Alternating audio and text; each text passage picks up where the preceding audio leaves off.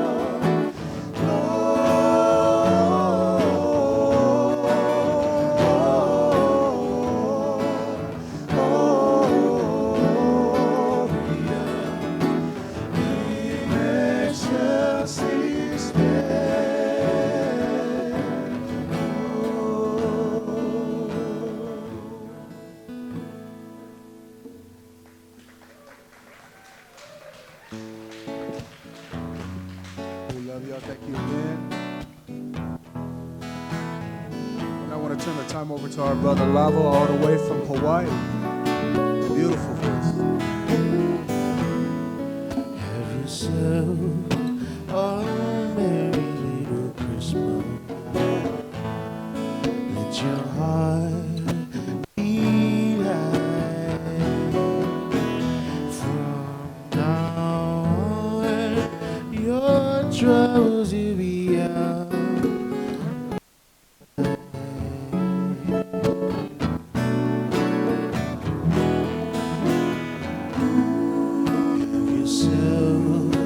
Oh, merry little Christmas, make the Yuletide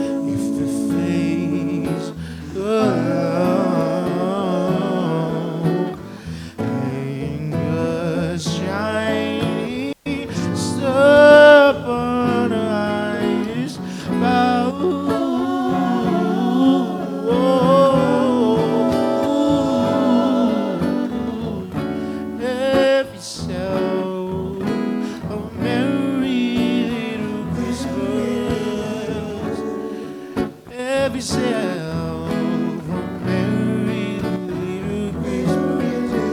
Oh, have yourself a merry little Christmas now.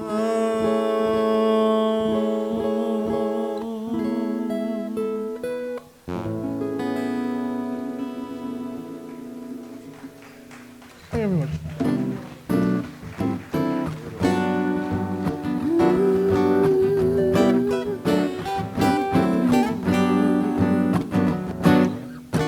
Hang on the mistletoe.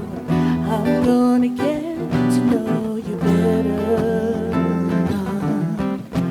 This Christmas, and as we trim the tree, how much fun it's gonna be with you. This Christmas, fireside is blazing bright.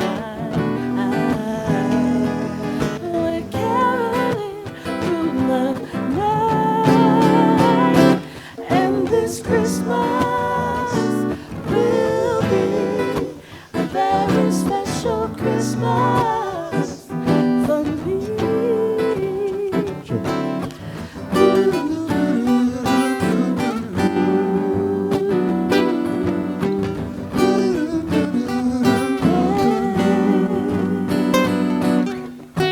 Presents and cards are here, and it's filled with cheer. This Christmas, and as I look around, how much light is in your eyes. This Christmas, the fireside is blazing bright. We're caroling through the night, and this Christmas will be a very special Christmas for me.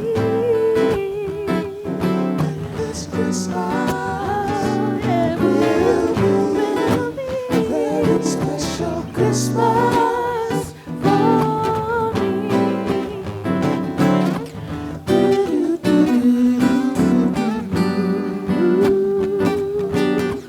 We'll be living a big Christmas right. Let's get a hand for our sister Sincere right there.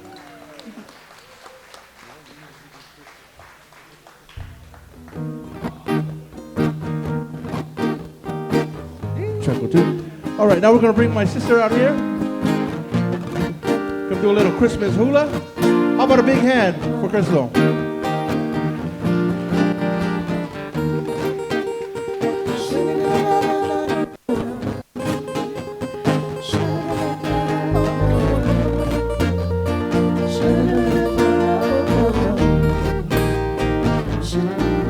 City sidewalks, busy sidewalks, dressed in holiday style. In the air, you can tell that it's Christmas. Children laughing, people passing, meeting smile after smile, and on every street corner you hear silver bells, silver bells, silver bells, silver bells. It's Christmas time in the city. Ring-a-ling, ring-a-ling, hear them ring. Soon it will be Christmas Day. Silver bells, silver bells, silver bells, silver bells. It's Christmas time in the city. Ring-a-ling, ring-a-ling, hear them ring. Soon it will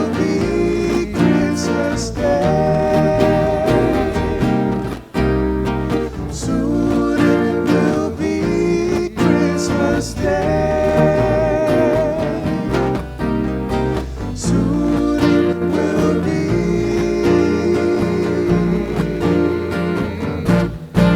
Christmas Day.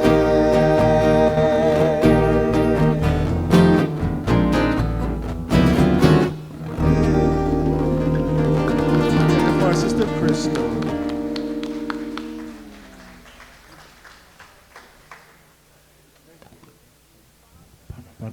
Thank you very much. That's our first set. That's all the time they gave us. I wish we could do more, but that's all the time they gave us. Thank you. We'll be back again on the second set. So sit back and enjoy it. How's dinner? Dinner's good? All right.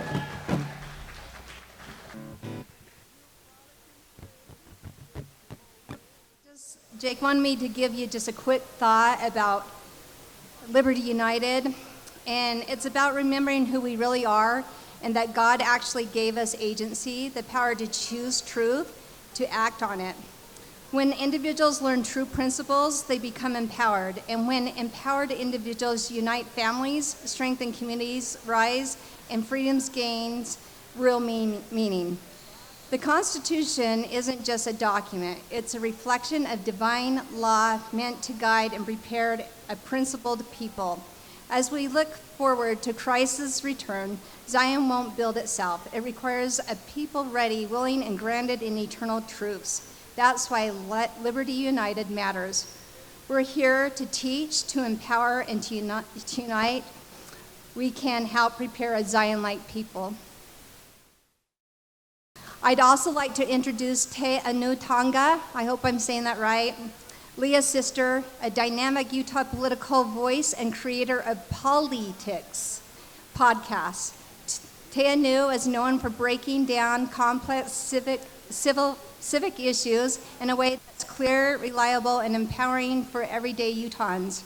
She uses her platform to educate, activate, and strengthen community engagements, especially within Utah growing Pacific Islanders community. Te Anu's passion for government, transparency, and grassroots involvement has made a respected voice in local politics. Please welcome these two dynamic women.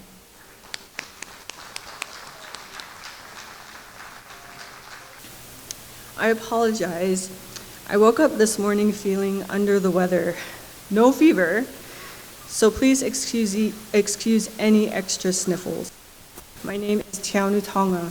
I am Leah's little sister, and we are of Tongan and Maori descent.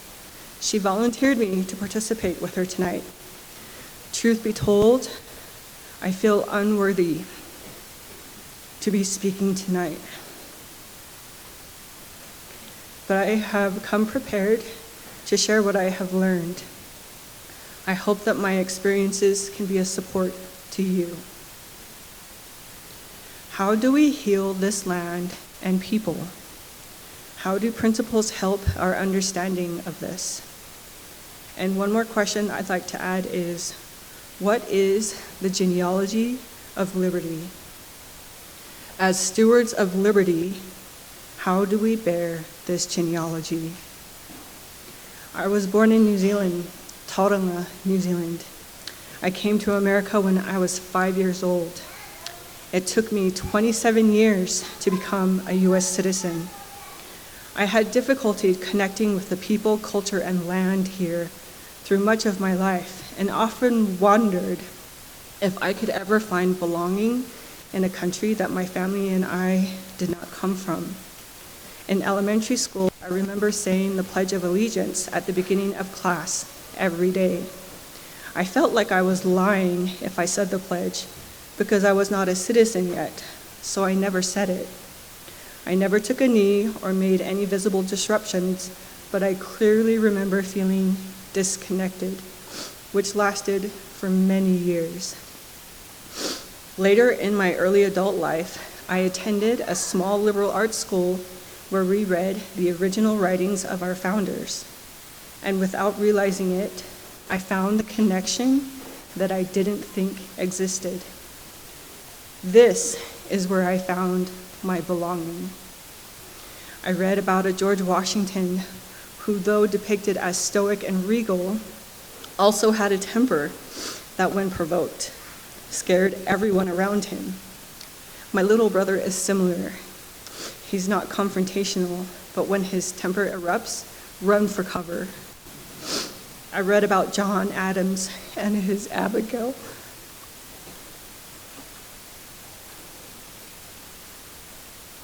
Reading their letters to one another while they were apart, and the love that was present despite the distance and current circumstances.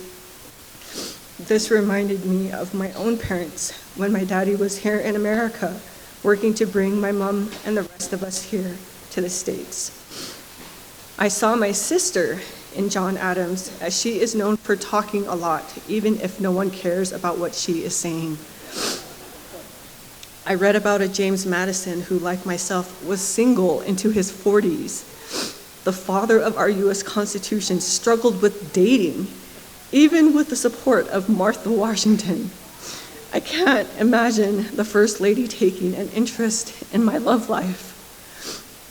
I read about a Thomas Jefferson who, despite coming across as aloof, was keenly aware of his surroundings and the happenings of the day.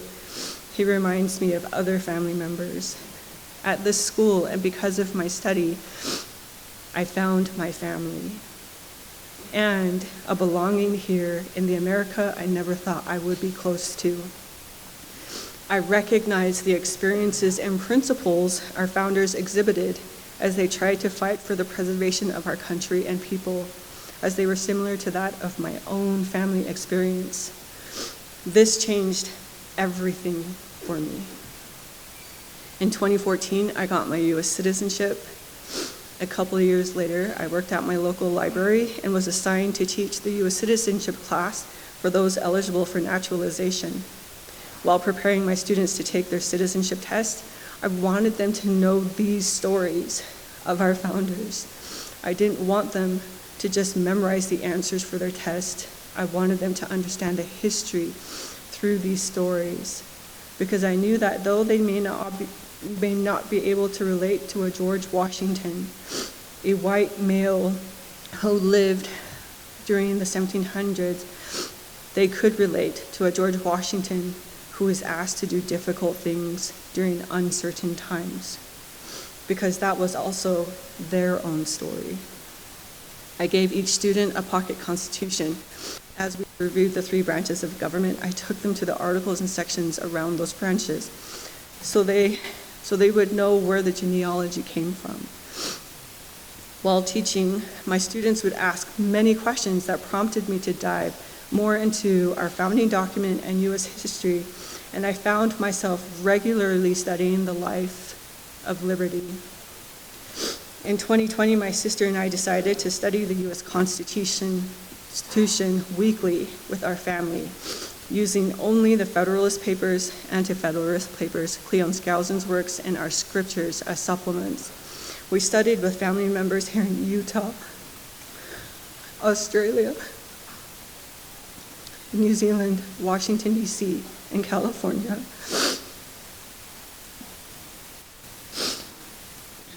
These discussions solidified and confirmed the companionship of principles to a free people and society.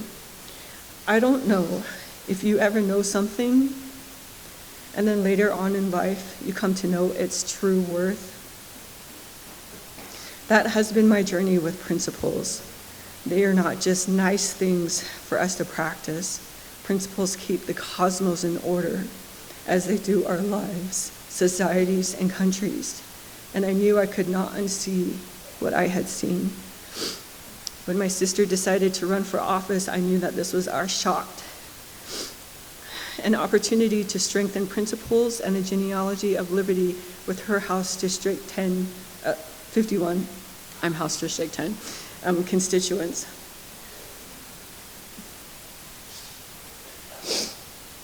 Because of our journey, we now understood that when the soil is healthy, the roots are healthy. When the roots are healthy, the trunk is healthy. When the trunk is healthy, the branches are healthy. When the branches are healthy, the likelihood of bearing good fruit is greater. This is the genealogy of liberty. Obvious? Maybe. But sometimes obvious takes a lifetime to land. So, how do we heal our land and people? How do principles help our understanding? And how do we bear the genealogy of liberty? We do this by living principles one day at a time and inviting others to do the same by example. Liberty is not an American brand. Liberty is the birthright of all nations, lands, and people who uphold its ways. Natural laws bend a knee to no one, not to culture, not to people, not to status, not to fear, not to emotions, not even to compassion. And that is both the burden and the blessing for us to protect, perpetuate, and preserve for the generations. Sorry, my nose.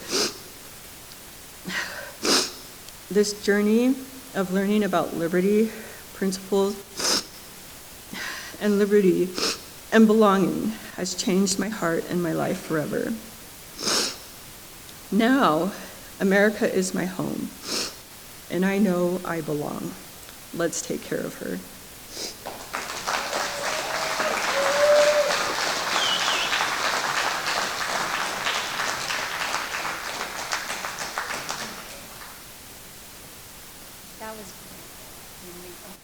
Okay, I'm going to have two speakers come up.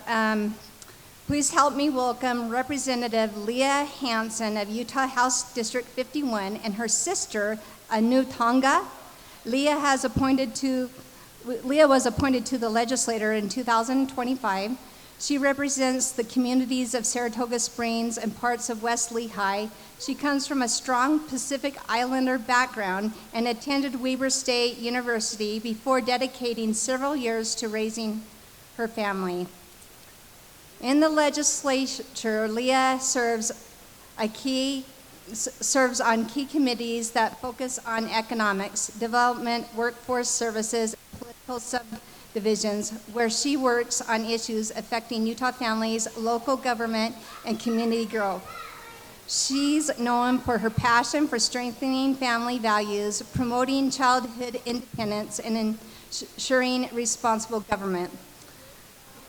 We're honored to have her here today. Wow, thank you so much for that introduction. And someday I will give you one to introduce me about.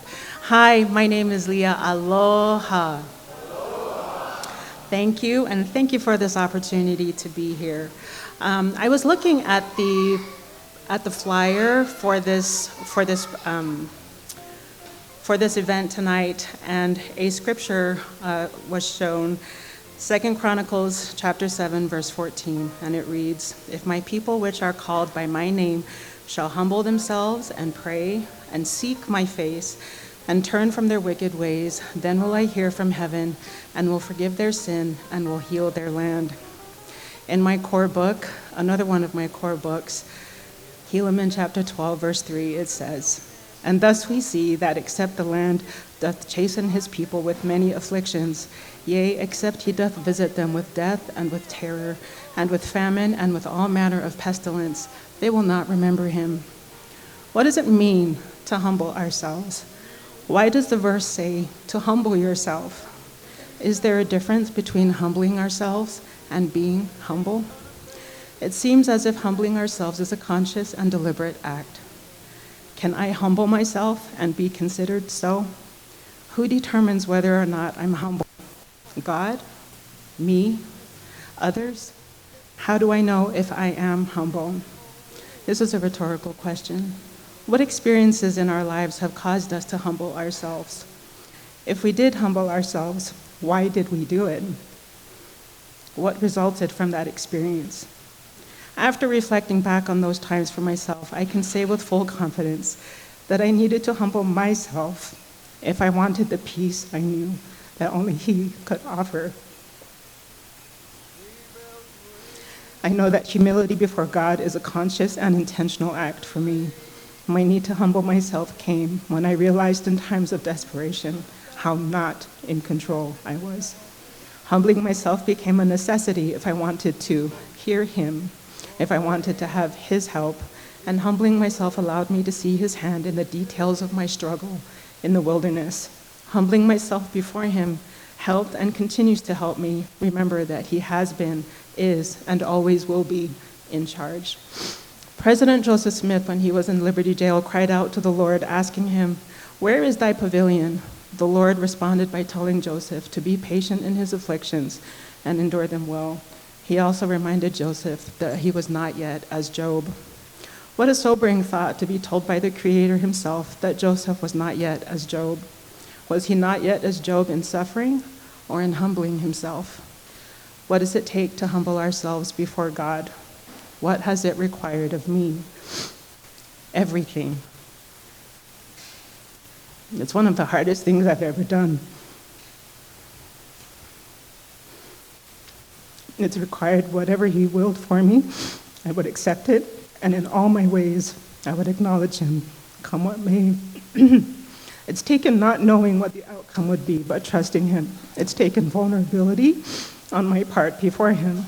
It's required my honesty and integrity before him.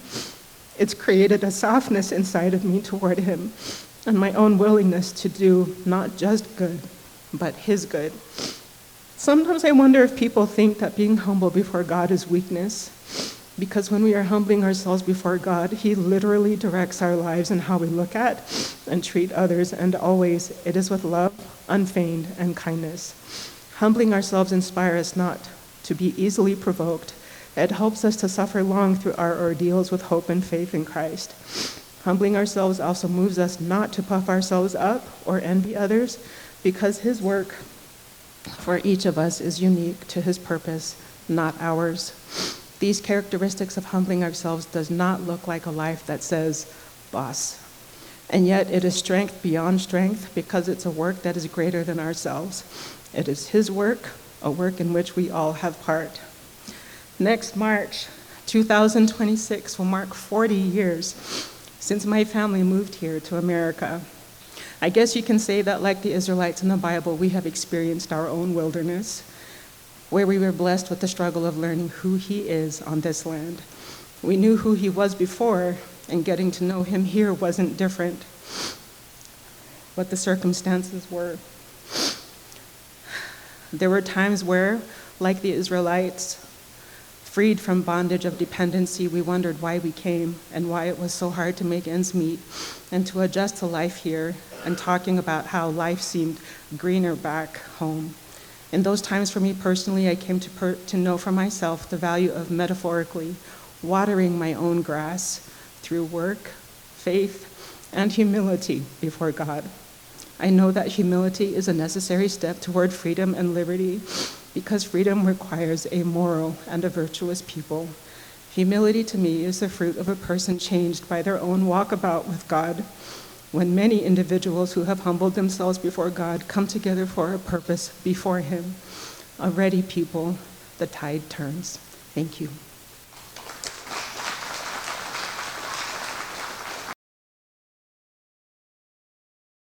All right. I would like to announce our next speaker, Enoch Moore, who is a software architect and founder of Defending Utah, where he empowers citizens and local officials to uphold constitutional freedoms through education and grassroots actions.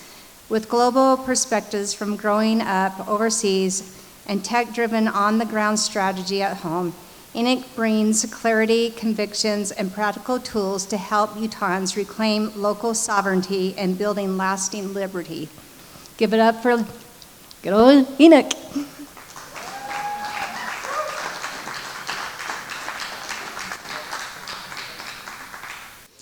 Okay, thank you for that introduction. Wow. Yeah, my name is Enoch Moore, but briefly, I just want to say amen to these beautiful things that I just heard. You know, I couldn't agree more. Principles keep the cosmos in order. Wow. Oh, I love that, right? Natural law principles are just the fact that they keep the cosmos in order. We can also rely on them to fight the liberty battles with us. Our government is based on these natural principles and natural laws. So I loved hearing that. Thank you. And I also loved Natural laws bend a knee to no one. Absolutely. So like those were wonderful to hear. Well, yeah, so for those who don't know me, again, my name is Enoch Moore, and I've kind of been in this liberty battle for 15 years. A lot of ups and downs and seasons and things that I've seen. I'm an engineer, so, very, very logical brain, and I just always wanted to solve problems. Just like I solve problems in engineering, when I saw our nation failing and I gained a testimony of the divine nature of our Constitution and what our founders went through, then there was a problem in front of me, right? A problem to solve. And so my journey over 15 years has really been in the mindset of, how do I solve this problem? And I think I've seen just about everything in my days, and I've tried to reverse engineer what I've seen and think about it and where's the best use of my time. And so that's kind of where I'm coming from when I'm going to say what I'm saying today. The organization, Defending Utah, that I started, and then later I started a national association called the American Committees Association. It's always been about taking the principles. So as we hear about principles that drive the cosmos, taking those principles and putting them into action. So, so with that, I'm going to try to answer this question on turning the tide. What does it mean to turn the tide? If we're turning the tide, we're moving away from something, so clearly there's a problem that we're moving away from. What are we turning away from? And in just a short summary, basically the following of our Constitution. That's the best way to just summarize our problem at its most core root level. So as a liberty-loving people, the system makes us feel crazy sometimes because we keep doing the same thing and expecting a different result. What's the same thing that we keep doing? Choose a party, pick a candidate, beg our representatives a little harder, and protest again and again, and we kind of wonder why those in offices don't seem to love the same things that we love when we think about liberty. If we want to get different results, we must do something that is going to feel very different for a while. Thankfully, what we need to do that feels different is actually completely in line with the true vision of our founders. It's not just something, or it's just something that we're not as familiar with anymore. The short answer for how we turn the tide is we must leave political division behind us and begin actually living self-government in our local communities, united on something that everyone agrees with instead of divided by parties. The following message is the same for any crowd, whether Republican, Democrat, or any mix of third parties or no party at all. I hope any crowd that I would give this speech in, there's people who both agree and disagree with my opinions. I hope we can completely dissolve the concept of left and right and find something new. So let's explore how we create something completely new when the world is so divided. How can we possibly find unity in the mess that we see? We can look to nature itself for the answer. Again, natural laws. So I want to speak on this concept of unity in our local communities and how to get there, what unity means and what it does not mean. Being united just for the sake of unity is meaningless. We can all be united on jumping in a lake, but to what end and what purpose? So let's start from the basics using common sense. I'd like to reason with you out loud, so thinking through about what is naturally obvious. Each and every one of you here is a living human being, and so am I. The fact that I was created seems to be completely out of my control, as much as it was out of your control. If we didn't create ourselves, then isn't it obvious that there's something bigger than all of us that came before us? We don't have to agree on what that is. Some people call it God. Some people call it science or natural law. Personally, those are all the same thing to me. Whatever it is natural and exists outside of all of us. So we can clearly see together the laws of nature are bigger than all of us. The more we think about what is naturally obvious, the more we can see that nature made us all equal. We have many things in common. We all want to eat. We all want a roof over our heads. We all want to be able to travel and freely visit and explore the world and see what it has to offer. We all want to choose our friends and freely associate or disassociate as we please. We all want the equal opportunity to pursue our happiness in the way that we think is best for ourselves. Arguably, the biggest shared desire we all have is that we all want to keep ourselves and our loved ones free from harm. Our founding fathers called this the first law of nature, the right to self-defense. It is at the core of any legal system that is functioning properly. All of these things are part of our natural rights. They are obvious to anyone that thinks about it. Thinking and observing like this is how you discover the laws of nature that govern our world. There's also some negative things that we can observe in the world around us. We see in this world that there are forces that would love to prevent us from pursuing these basic human rights. They do this by trying to control our choices, among other things. There are even those who would say that we must accept that others have the right to harm us if they decide that we deserve it. This limiting of our free will without our consent is what is meant by unrighteous dominion, and it is at the core of all things that we should call evil. This is why the pursuit of righteous government is a spiritual task. These negative forces that would control us exist outside of politics and come from something much bigger. There's not a single person on earth that would honestly agree that they don't want these basic rights that we're talking about, or that they would not defend their right to these basic things the best that they know how. So, it sounds like we have a foundation upon which all mankind can be united, completely outside of political parties. Isn't it obvious that we're all on the same team? So let's make a deal. How about I promise to defend your right to live the way that you choose, and you promise to defend my right to live the way that I choose? How does that sound? Can we make a contract that with each other to defend each other's ability to live our lives the way we choose, and teach that contract to the next generation? What would it look like if we just wrote that down? Maybe we'd make a piece of paper that we could call the law that said all men are created equal and endowed by the natural forces that created them to live their lives and pursue their happiness the way they choose. Does it sound familiar? The glorious Declaration of Independence was a new dawn for all of humanity to change forever the way that law and government worked. The constitutional law that followed was intended to implement the ideas of the Declaration with legal structure. The purpose of constitutional law is for us as a people to give the government the rules that they must follow, the rules that we wrote.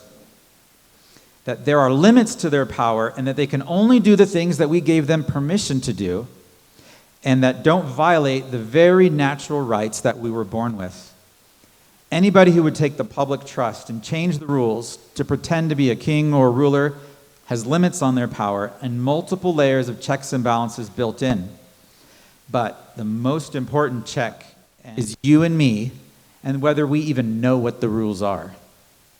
The Constitution and Declaration of Independence is our power. We must stop throwing it away, and we must start remembering how to use it. It starts with education, of course, but then it's got to go more than that at some point. So now that we agree that we should all be allowed to live our lives and we should defend each other, imagine a community of 1,000 families. It's impractical that I should keep my part of that contract by personally going to every 1,000 families to defend them. Thus, nature itself invents the idea of a sheriff. 1,000 families can decide who in their community is of good character, and we can delegate to him the public trust, our first right under that first law of nature, and tell him to enforce the contract. This man is not a ruler, but a civil servant. Their sole job is to execute the contract. So I would implore you to study our founding fathers in their own words with cultural context. They give us the solutions to all the problems that we have today. The easiest thing for the tyrants to win is to simply convince us that the very thing that limits their power doesn't matter. Very logical. So their experiment in creating a constitution was wildly successful, creating a movement around the world of over 100 countries, attempting but ultimately failing to replicate what America created. Quickly, the tyrants of the world moved to mix their false ideas into America. What we're living with today in America is a dirty mixture of the best ideas of the founders combined with the old ideas of Europe. So, let's finally dissolve the old ideas of Europe completely. No more kings and tyrants, and get back to the people's law of the Constitution. For most of us, it might take some unlearning. So let's discuss more how we get to this unity and what this looks like. We must dissolve our political party identities and instead become united in our basic rights as granted by nature in a system of actual local government. The most common tactic of tyrants and rulers throughout history has been to divide their people into factions and make them fight each other. This strategy is the basis of how 100 million people were killed in the 20th century. The hardest part for us in America is realizing that we are victims of this tactic, even here. Political parties were never established as part of our nation's constitution. They are not part of a republican system. Consider the natural law of sacrifice. Sometimes you have to put something on the altar to have room to receive the blessing you're actually seeking. Sacrifice your party politics on the altar if you want the blessings of liberty. Stop pursuing solutions to our freedom problems through the political parties.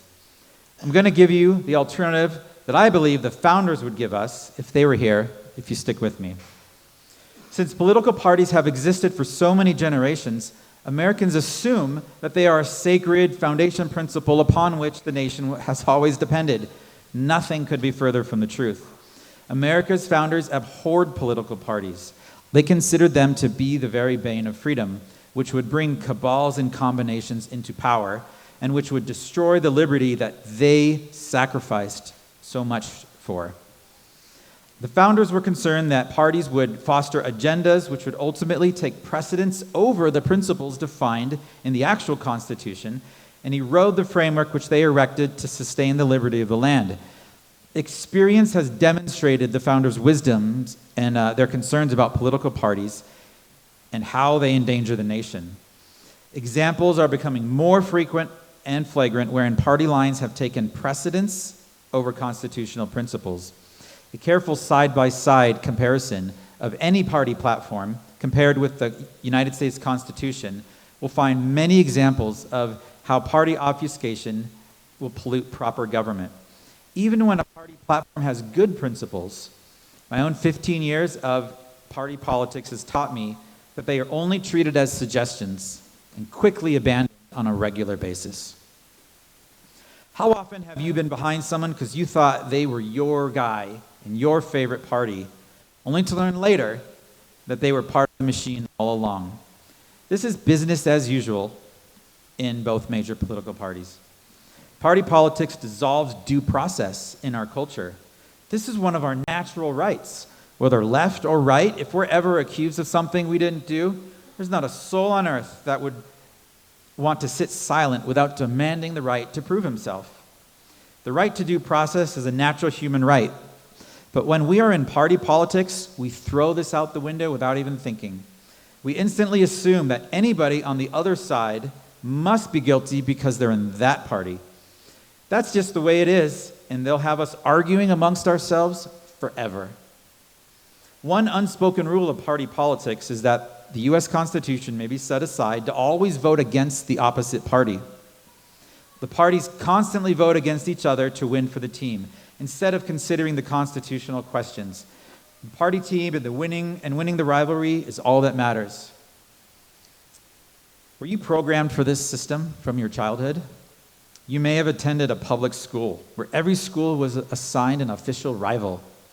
And the spirit of rivalry and always rooting for the home team was built into your young nervous system. This not only supports the party system, but is also very convenient for the tyrants who want to go to war with other nations without justifying themselves. Just root for the home team, and that is all that matters. All this party division is the reason why the organization I started in 2013, Defending Utah, we led with the motto, think right and wrong, not right and left. So, let's throw out the party spirit. Instead of uniting to a party, again, we must be united in our basic rights as granted by nature. And I believe you'll be surprised if you try this mindset shift, how quickly many things you thought were politically important actually fade away. In his monumental farewell address, George Washington pled with the nation to turn from the tendency to establish political parties. As we read his words today, the thoughtful reader is caused to marvel at his prophetic insight into the dangers of the spirit of party. History is demonstrating the fulfillment of all he so carefully warned the nation against. His writings bear careful review and consideration. Quote, "Let me warn you in the most solemn manner against the baneful effects of the spirit of party. This spirit, unfortunately, is inseparable from our nature. It exists under different shapes in all governments, but in those of the popular form, it is seen in its greatest rankness and is truly the worst enemy of any government. The alternate domination of one faction over another, sharpened by the spirit of revenge, which is natural to party dissension, is itself a frightful despotism. But this leads at length to a more formal and permanent despotism. The disorders and miseries which result gradually incline the minds of men to seek security in the absolute power of an individual. Always looking for your guy. Who's the savior? Who's going to save us? And sooner or later, the chief of some prevailing faction, who's more able or more fortunate than his competitors, turns this disposition to the purposes of his own elevation on the ruins of public liberty. Political leaders who perceive themselves to be wildly popular are rarely constrained by constitutional principles." Continuing from George Washington, "Without looking forward to an extremity of this kind, which nevertheless ought not to be entirely out of sight, the common and continual mischiefs of the spirit of party are sufficient to make it the interest and duty of a wise people to discourage and restrain it. Parties always serve to distract the public councils, enfeeble the public administration. It agitates the community with ill-founded jealousies and false alarms. It kindles the animosity of one party against another. It foments occasionally riot and insurrection. We all know that. We see it. It opens the door to foreign influence and corruption. Do we complain about the United Nations or any other foreign nation influencing? So again, it opens the door to foreign influence and corruption, which find a facilitated access to the government itself through the channels of party passions. Thus, the policy and the will of one country are subjected to the policy and will of another. In governments with elected representatives, the party spirit is not to be encouraged. It is interesting to note," and that's a close quote from Washington's address there. "It is interesting to note that Noah Webster, one of our founding fathers, coined the term secret combinations to describe conspiratorial efforts to usurp power or destroy liberty. While his following words can be applied to many organized efforts to subvert the blessings of liberty, it gives one pause to consider how his statement relates to the hold that the parties have on modern America. I'll quote, "By the laws of creation and by our civil constitution, all men have equal rights to protection, to liberty, and to the free enjoyment of all the benefits and privileges of government. All secret attempts, by associations or otherwise, to give one set of men or one party advantages over another are mean, dishonorable, and immoral. All secret combinations of men to gain for themselves or their party advantages and preferments to office are trespasses upon the rights of others." Close quote. If the nation cannot be turned from the spirit of parties and return to upholding the sound and proper principles which were bequeathed to us at such great cost, the nation will surely suffer the final agonies foreseen by George Washington and Noah Webster. So in closing, where do you pursue freedom if you don't pursue it through the parties? And I also might add, George Washington recognized it's a natural instinct. You know, you may not be able to dissolve them completely, but in our minds we can understand what is their proper place, and we certainly don't have to dive into the spirit that they're talking about, the spirit of party.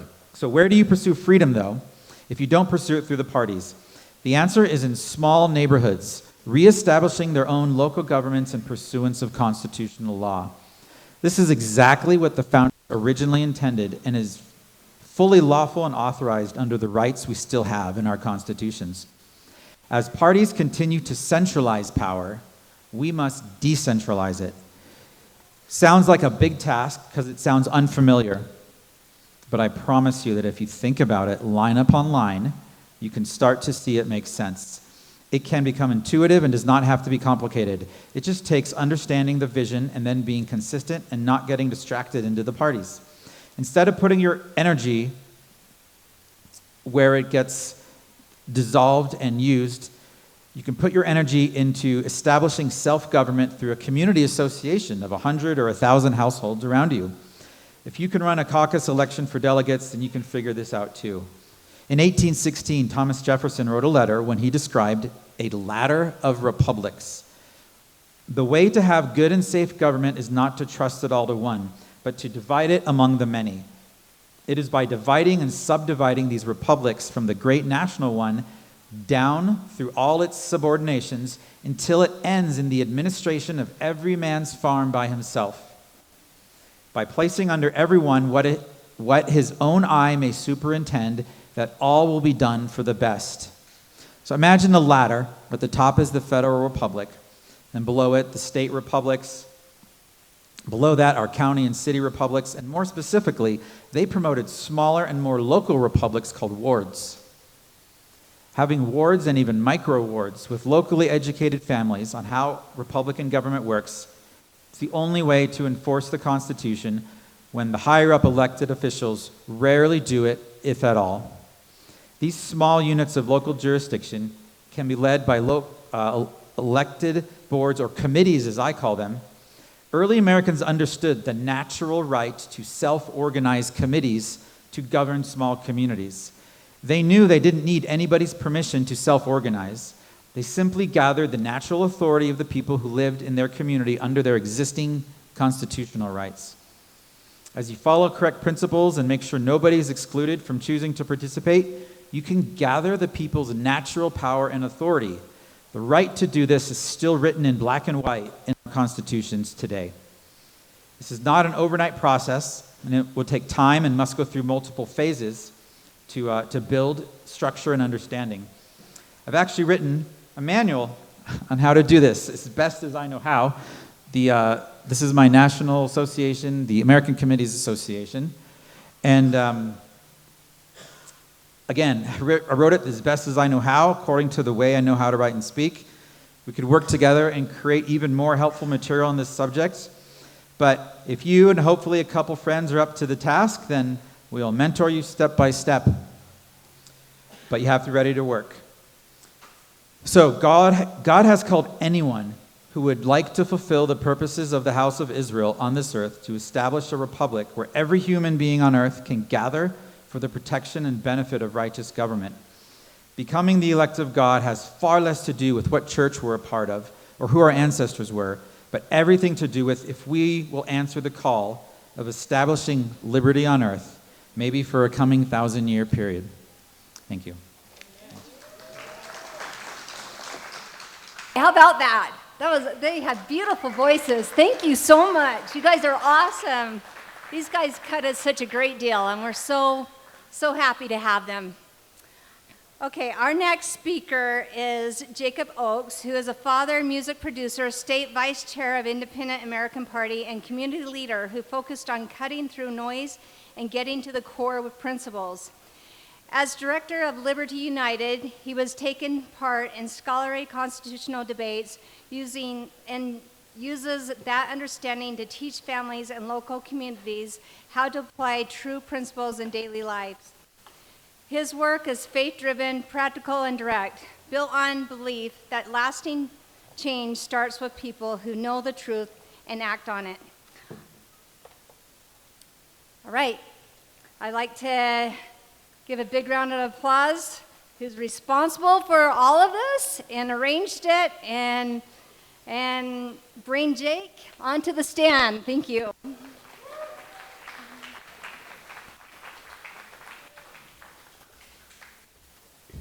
Thank you, Angie. Stay right there for a second. Yeah. So I need to give a shout out to a few people because if you've not put on an event, sometimes it's not always you don't always know how much work goes on behind the scenes.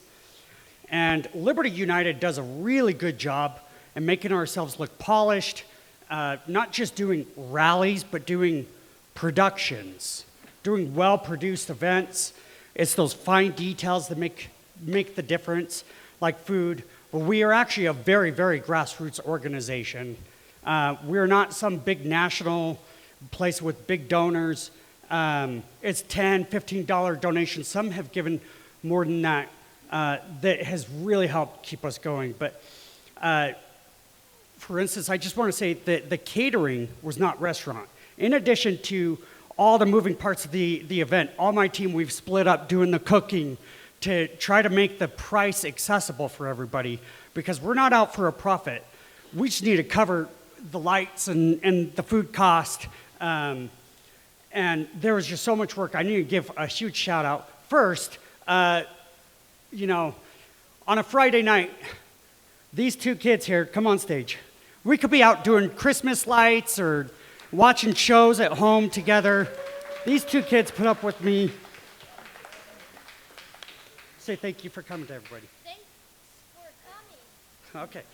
Next, let me tell you just quickly about the Liberty United board. If you are on the board of directors, please stand.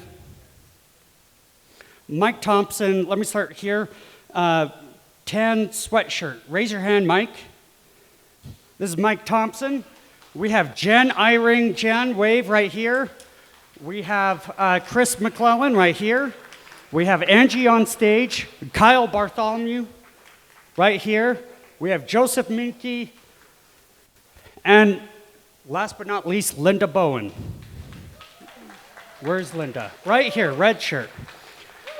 These people have been working their tail off, and I overworked them. But thank you very much. Thank you, Angie. I'm going to cover the eternal law of liberty. Okay? Let me ask you guys, what is liberty? Just shout out. What is liberty?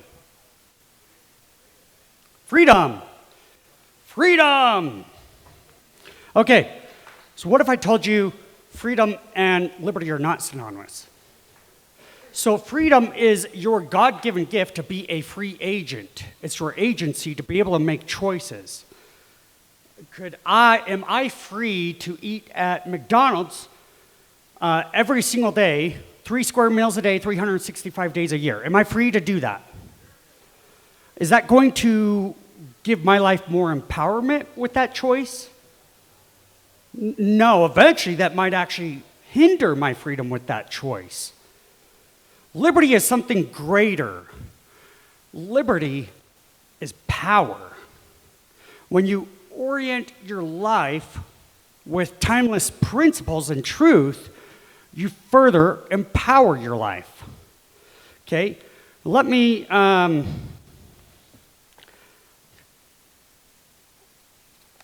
just give this. Let me give this quote.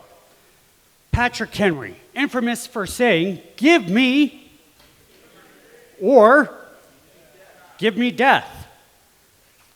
I don't think we give Patrick Henry enough credit for just how deep. I think he was actually very intentional in his word choice.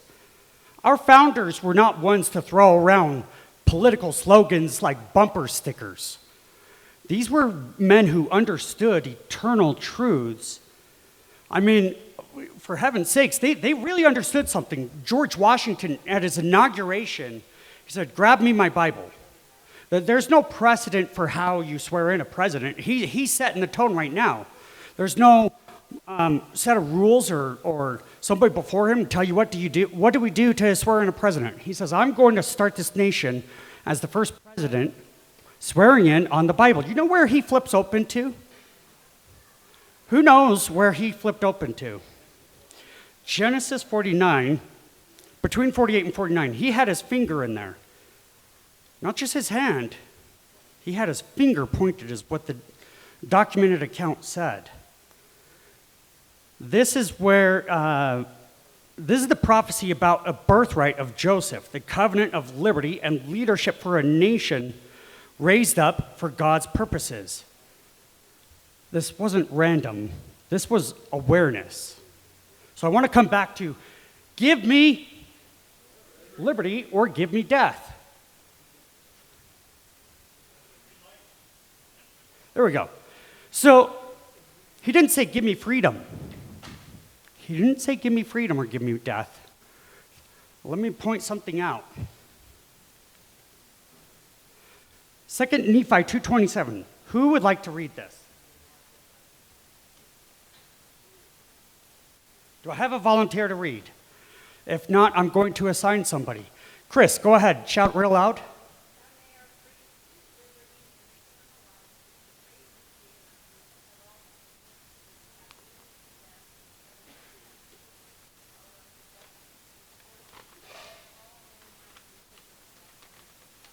They are free to choose eternal life and liberty or death. Your liberty or what does that sound like? What does that sound like to you? Give me liberty or give me death. If you don't have liberty, you are dead because you are spiritually dead. This is a law that we can live our lives by. So, the war in heaven. What was the war in heaven about? Agency. Who here likes to bake? I'm a big baker. I claim to have the best biscuits west of Mississippi. Anybody want to challenge me on that? So, when you're thinking about your favorite baked good, are you thinking about the eggs and the flour? Like when you're tasting it in your mouth and you're salivating, thinking about that? Are you thinking, oh man, that baking soda, I just can't wait to devour that baking soda? You're thinking about the finished product. Okay, so agency was a required component, perhaps one of the most important pieces of God's plan. But we're not pausing to ask ourselves, what is it with that agency we were trying to achieve? What is it that God envisioned for us? What is he trying to do for us with that agency?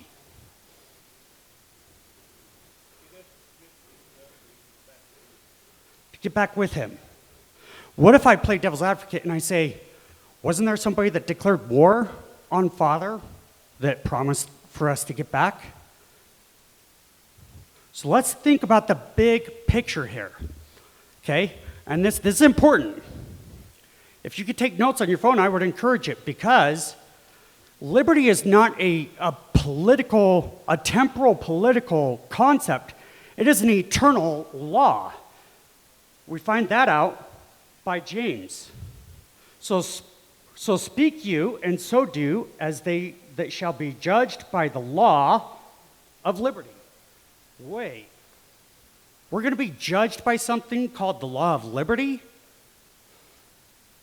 James 1:25, he also says, he also refers to the law of liberty. He calls it here the perfect law of liberty, and he says, be doers of the word, not just sayers. Okay? So, who wants to read this quote down here in the corner? Dr. Ogden, I think you've got a nice booming voice. This one down here.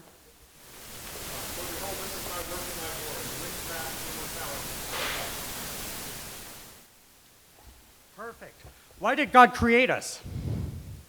It was to bring to pass our immortality and eternal life. He grows in his glory by our growth. joy. Okay? So,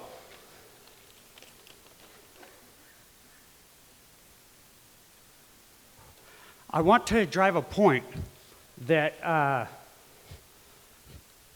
liberty comes down to responsibility.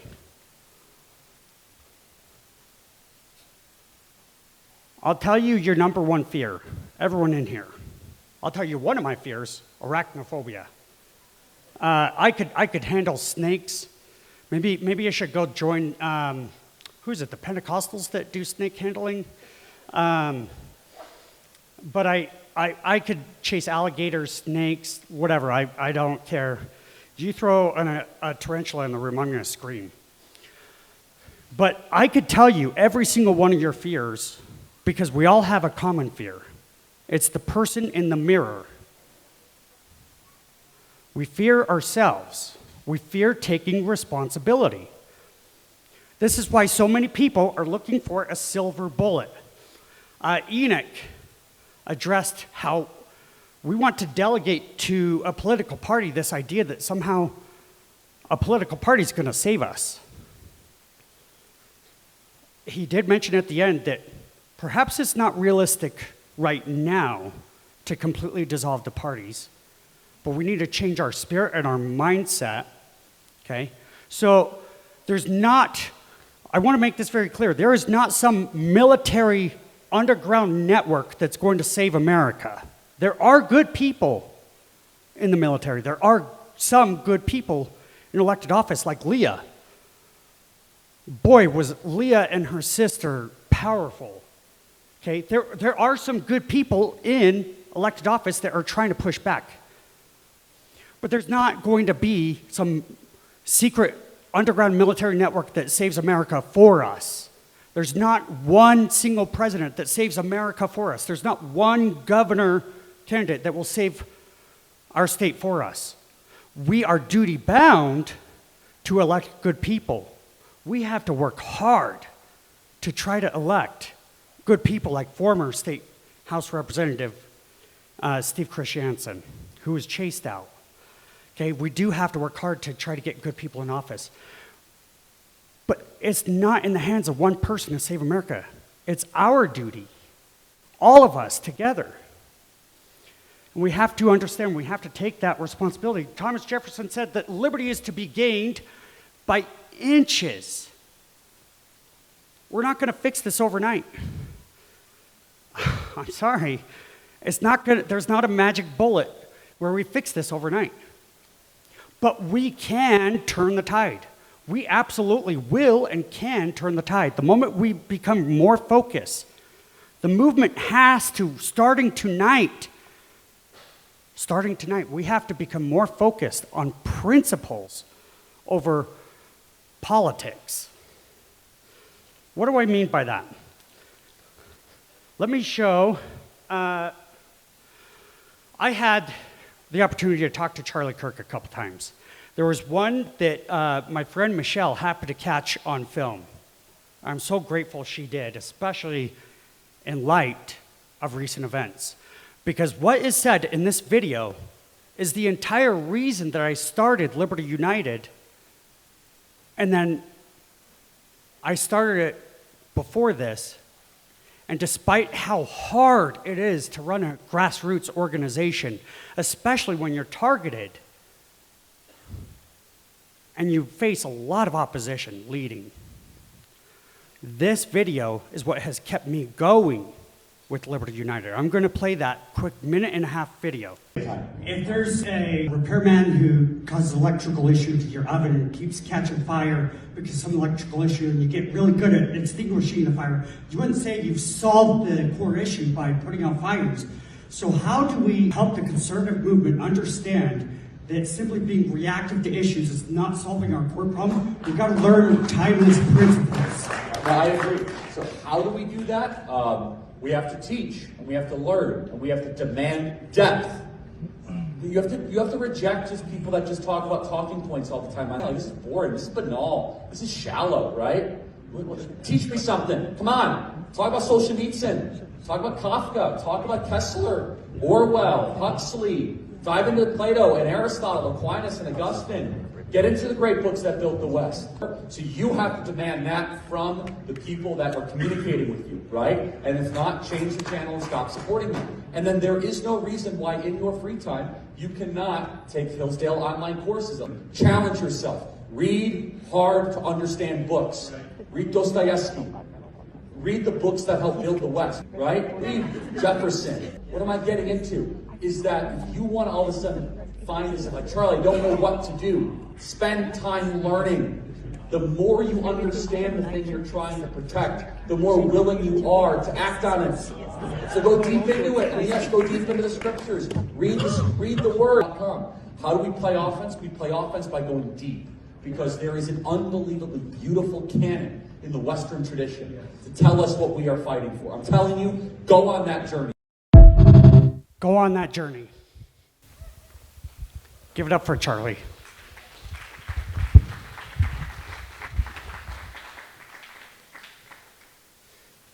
So, I keep using this P word, principles. I use it quite often. What am I talking about? What principles? Let's dive into that, okay? And could I have somebody read this meme right here? Right here with the red tie. You're loving this. Let me have you read that really loud.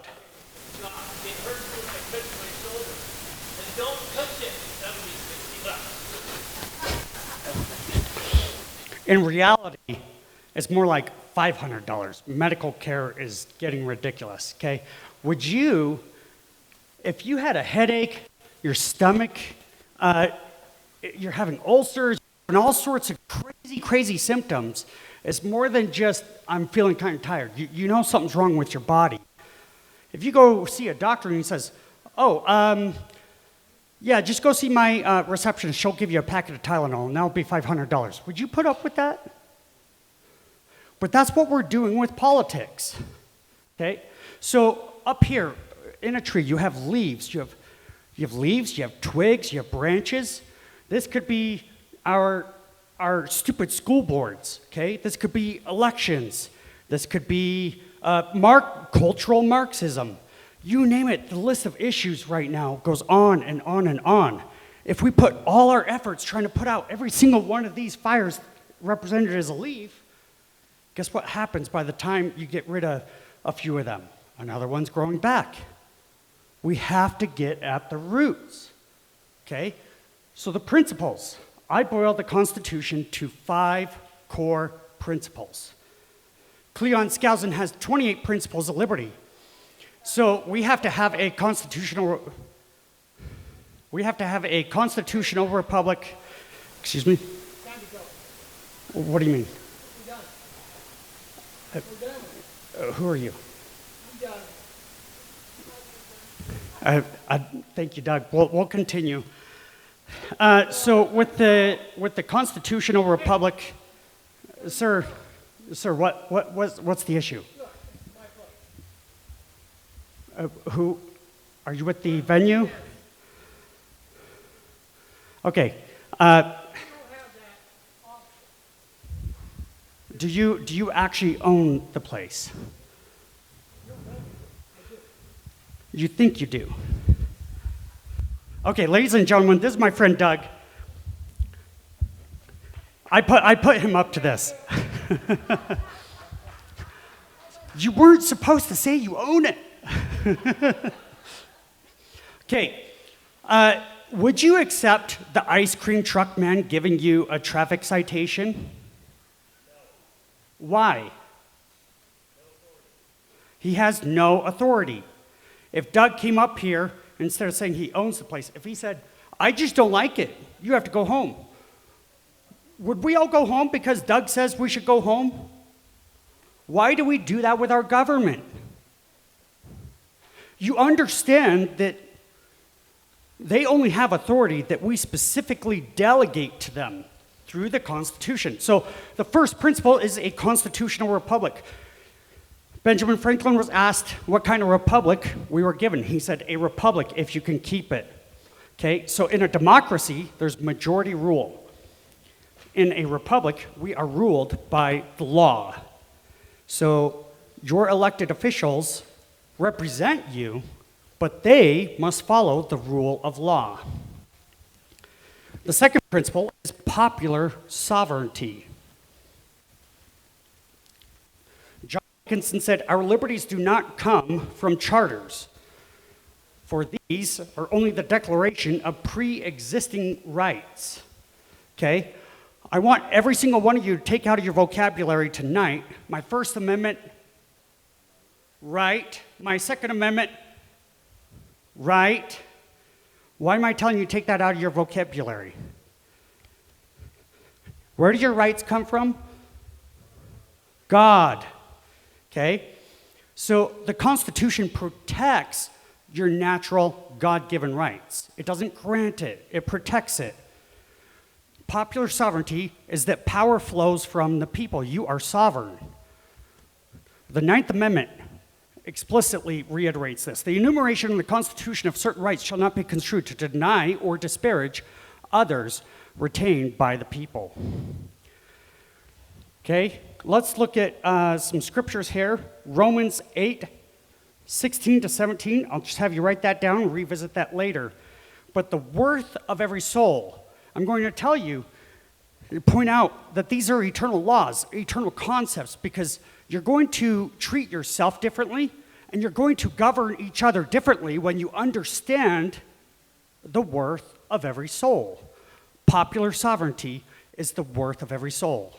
Okay? Next, we have natural law and public virtue.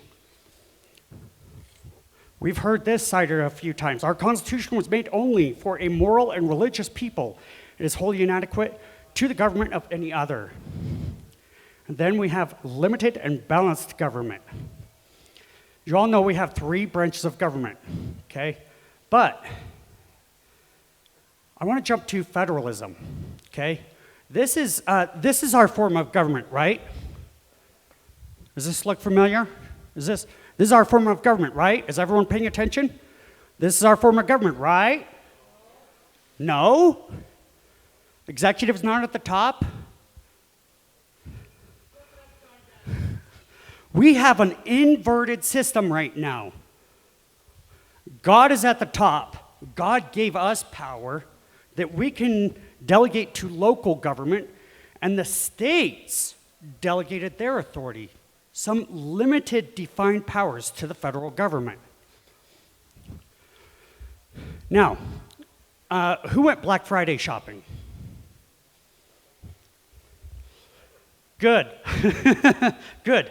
Get rid of that materialism. All right. So back when we used to shop at malls before they would trespass us for offering free hugs during COVID,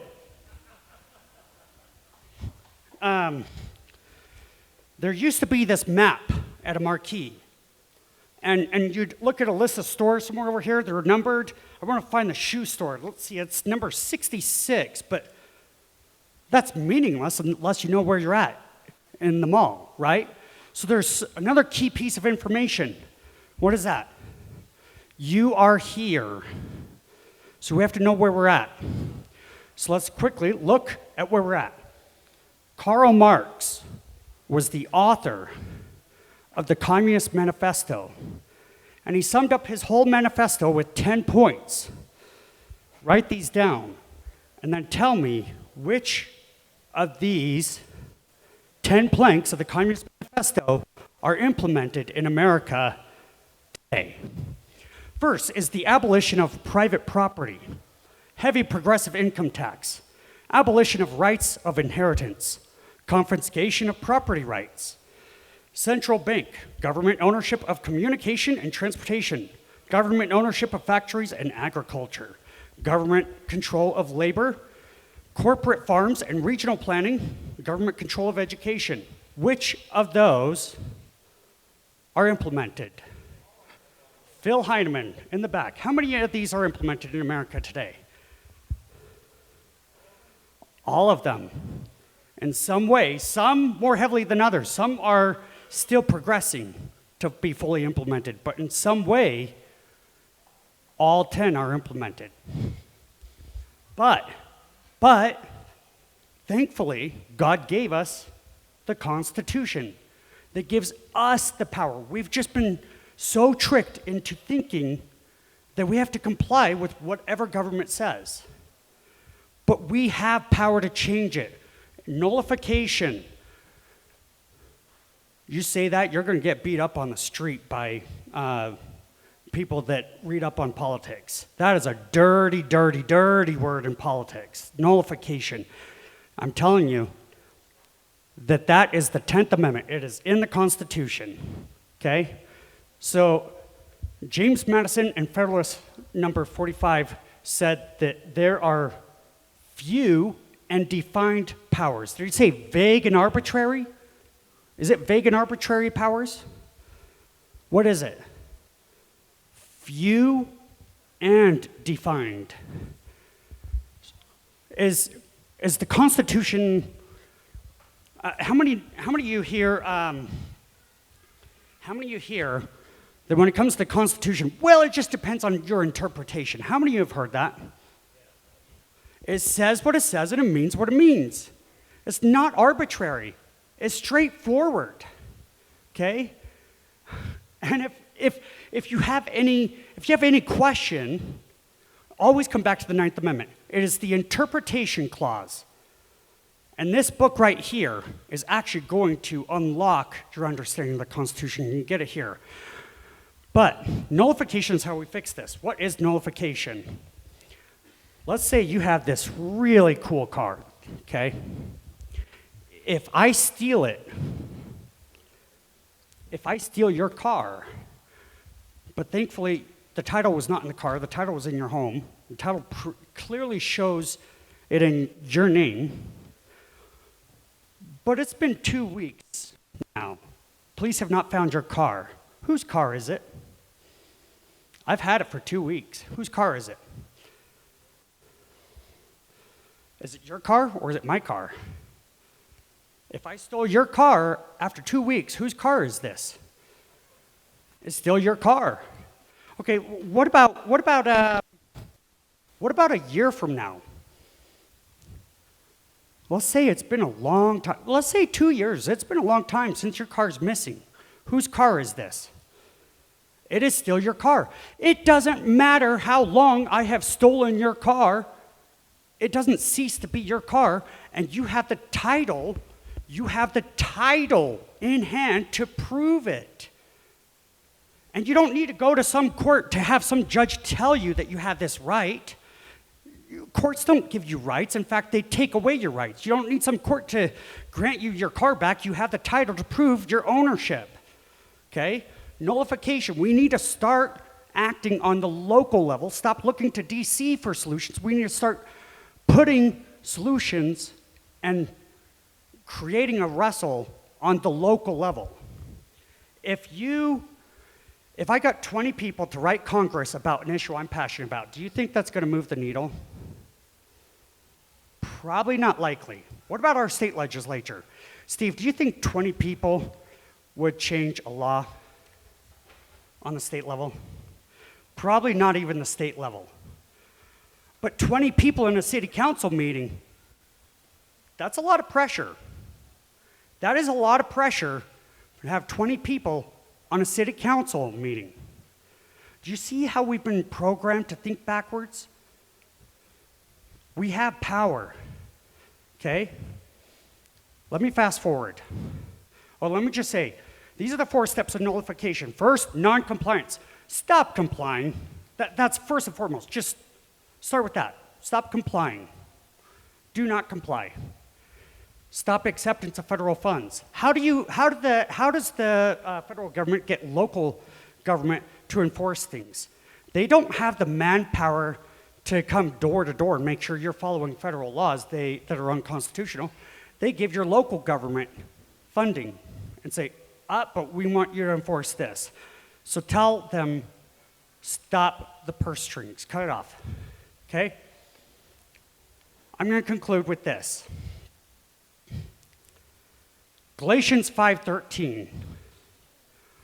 Who's feeling passionate right now? Go ahead and read Galatians 5:13 right here, and we'll conclude on that for my portion.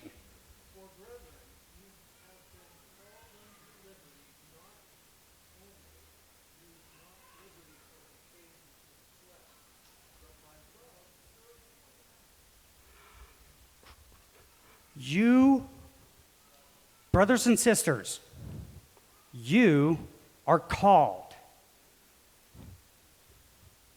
You are called to liberty. And liberty is power. And when you're empowered, should you use that power for selfishness?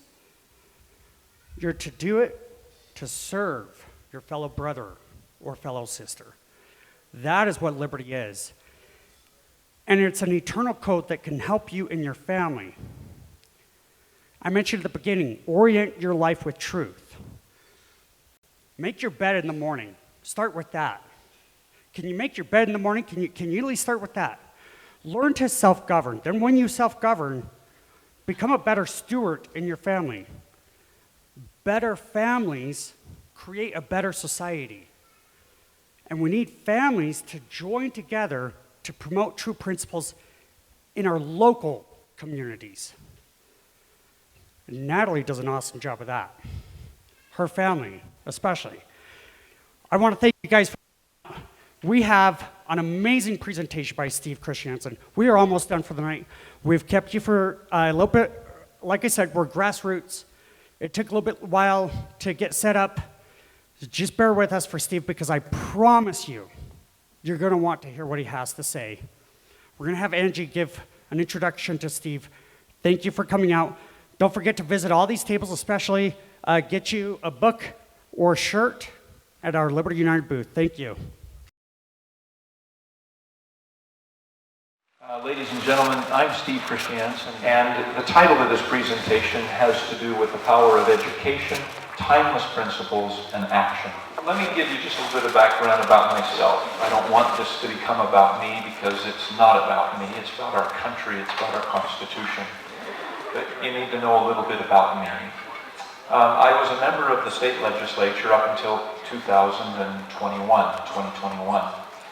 And a lot of people have come up to me since I resigned from the legislature and asked, well, why did you, and more importantly, what are you doing now?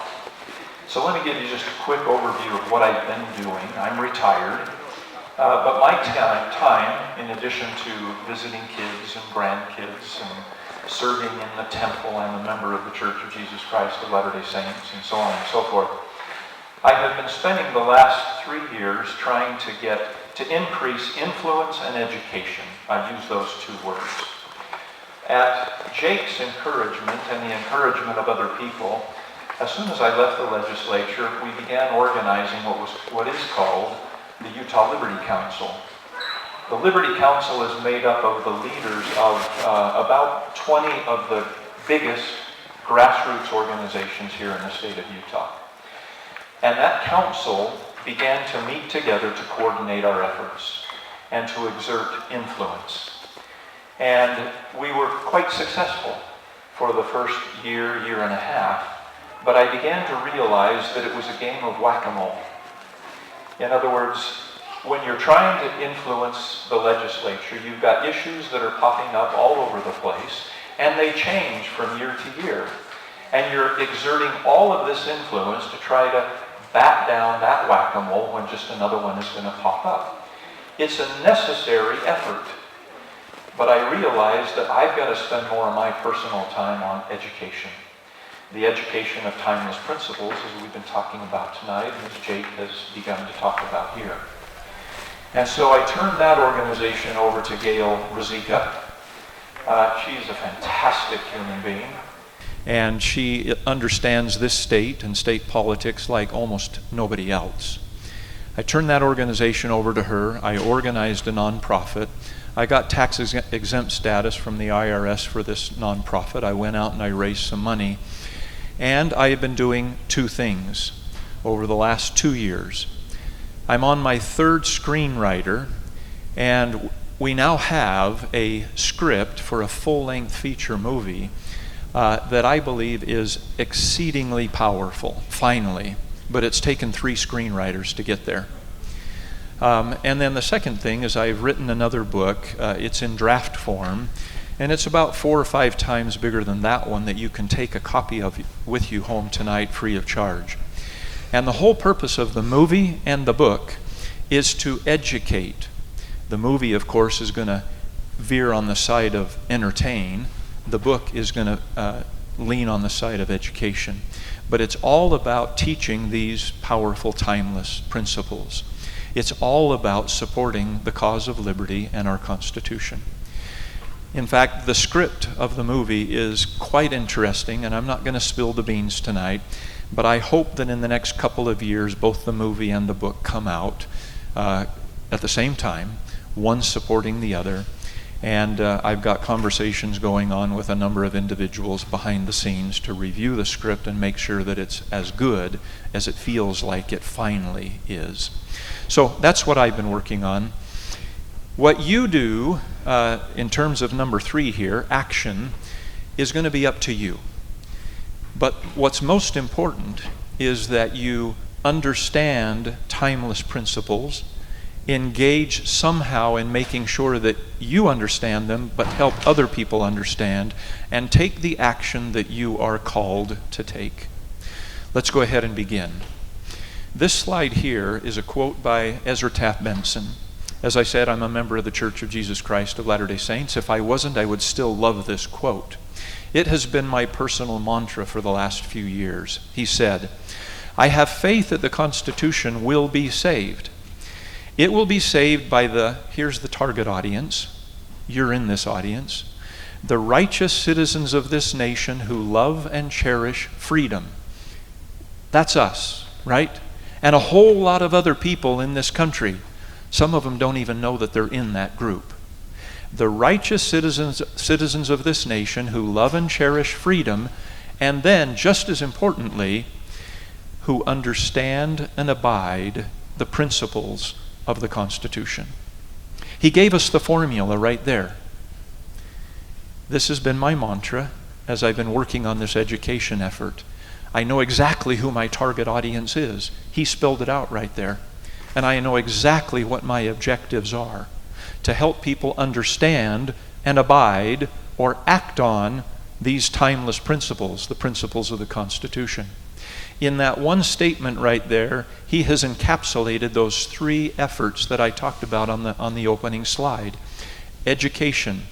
People don't understand principles unless we have educated and informed them. Timeless principles, number 2, is obviously incorporated in here. And number 3, action. It's all about abiding, taking action, okay? I encourage you to make this perhaps one of your own personal mantras. It's going to help guide us through tonight's discussion. Starting with education, this is a quote that we're all pretty familiar with. Thomas Jefferson, he was a big believer in education. It's on that little printed piece of paper there. Educate and inform the whole mass of people. They are the only sure reliance for the preservation of our liberty. If we are going to survive as a country, if our Constitution is going to remain intact, performing its function as it was intended, it's going to require that everybody understands, or at least the righteous citizens of this nation who understand and cherish freedom, they're going to have to understand these timeless principles. We live in a constitutional crisis because of a civics crisis, because of an education and understanding crisis. This data is a little bit out of date from 2018, but it hasn't changed much. Look at these statistics and they will frighten you just like they frighten me. Only 26% of citizens of this country, adults, can name all 3 branches of our government. 33% cannot name even one branch of our government. Only 36% of adults could pass the citizenship test, and what's even more concerning is that those 74% of seniors could pass the test, but only 20% of those age 45 and younger could pass that citizenship test, and high school graduating seniors, nationally, only 7% can pass that test. There is, with this kind of information, this kind of data, there is no hope for our constitutional republic, which is why education, civics, and so forth, and the understanding of the principles that we're going to talk about tonight is so critical, so fundamental. Let's start talking about the principles. Jake has referred to a couple of them. You may find a little bit of disagreement between me and Jake, but not in substance. The priority of the principles is key. There is one principle that is at the foundation. Jake referred to it, I'm going to use a different word. That is the gift, the right to self-government. This is the one thing that our founders wanted more than anything for every citizen of the United States of America to enjoy. And they knew that our form of government would have to change from that form of government that was in place under King George III to something similar to what we have today. Okay? And then built on that foundation are other timeless principles. Tonight we're going to talk about 5. There are a whole lot more. Now, here are 3 words that mean essentially the same thing. Jake made a big deal tonight about the difference between liberty and freedom. I'm not going to make that same big deal, because I believe that the differences are minor, the similarities are major. Self-government, freedom, liberty, essentially the same thing from a political standpoint. From a religious standpoint, here is a word that all of us will understand: moral agency. It means the same thing. And God, our Father, desires that all of His children will enjoy the gift of moral agency, but not disconnected from accountability. If we disconnect agency from accountability, we end up with chaos. If we connect those two, then God has the opportunity to see if we will use our agency to choose Him, to choose liberty, to choose righteousness. Abraham Lincoln, one of my favorite characters, he used the freedom word. And he said the following about God: freedom is the natural condition of the human race in which the Almighty intended men to live. All men, not just those here in the United States of America, but all of God's children. God desires that we be free. That is His desired condition for all of us. This country plays a critical role in terms of helping to spread freedom and liberty to all people in the world, or as many as possible. And in fact, as I said, I'm a member of the Church of Jesus Christ. There is a scripture in the Book of Mormon that I read often and I ponder about. It's from the Book of Ether, and it says, after the waters had receded from off the face of this land, it became a choice land above all other lands, a chosen land of the Lord. And it became chosen for a couple of specific reasons, one of which was because of agency, liberty, freedom. God had His eye on this land so that He could utilize this land as a land of liberty, and to utilize this land to spread the cause of liberty to the rest of the world. We see this coming about in the days of the Revolutionary War. Miracle after miracle after miracle took place as God fought that battle with the colonists, resulting in independence. And then once independence was achieved by the hand of God and a whole lot of effort on the part of the colonists, then in the summer of 1787, the Constitutional Convention was held. And in black and white, independence was no longer just this concept. We had to create a framework, a structure, so that freedom would prevail and persist. And that framework, that framework was the Constitution of the United States that formed and organized our government. And the purpose of government is to protect freedom and our rights. So God has known about this country for a very, very long time, and He's had His eye on this country. And once the Constitution was established, it then became the model in every country but 6 around the world for the development of constitutions in those countries as well. So it shouldn't come by surprise, but the Lord, as I said, has had His eye on this country for a very, very long time to advance the cause of freedom and self-government and agency to his children. Dallin H. Oakes describes the importance of freedom this way. God has given his children moral agency, the power to decide and to act. The most desirable condition for the exercise of that agency is maximum freedom for men and women to act according to their individual choices. He didn't pull any punches. He helped us understand the importance of freedom in order to thrive as individuals and children of God. So here are the other principles that I want to touch on tonight. We've talked about the foundation, self-government, agency, freedom. Here are the other principles. They'll look very familiar. Number one, God created all men equal with unalienable rights. The rights come from God, not from government. And that's a critical distinction. Number two, the people are the source of government power. Government does not derive its power from itself. Government derives its power from us, and we delegate certain powers to them, and if we are careful and conscientious, we'll make sure that they don't utilize power that they haven't been given. Number three, government power is to be limited and subdivided, and I'll explain what those words mean in a few minutes.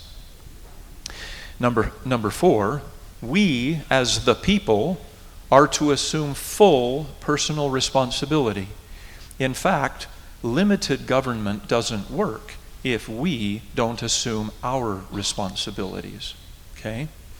And then finally, we must be a moral and religious people.